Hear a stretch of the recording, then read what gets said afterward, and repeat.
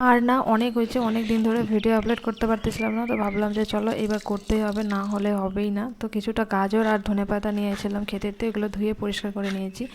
এদিকে একটা কড়াই বসাইছে উনুনে, আর একটা বাঁধাকপি ভালো করে কাটে কুচায় নিয়েছি, আর একটা ক্যাপসিকাম কিছুটা কুচায় নিয়েছি, বিট গাজর এগুলো সমস্ত কিছু কুচায় নিয়েছি। এইদিকে ভালো করে যে সবজিটা কুচায় নিয়েছিলাম সেগুলো দিয়ে কড়াইতে কিছুটা সর্ষে তেল দিয়ে ধুয়ে নাড়াচাড়া করে একটা কাঁচা লঙ্কা দেবো।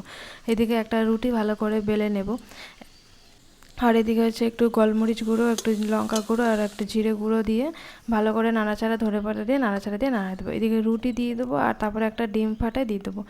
এগরোল তো অনেক খাইছো, বিশ্বাস করো এইভাবে একবার এগরোল করে খাই তো দারুণ লাগে। শুধু ডিম পেঁয়াজ দিয়ে অনেকবার খাইছি, একবার মনে হলো যে এই সবজি দিয়ে একবার ডিম দিয়ে খাই দিই, এই ডিম সবজি এগরোল দারুণ লাগছিলো। এবার যে সবজিটা কিছুটা পেঁয়াজ শসা টমেটো আর একটু দই দিয়েছিলাম, যেহেতু ঘরে সস ছিল না। খাইতেছে অন্য কোনো রেসিপিতে। আজকের মতন টাটা।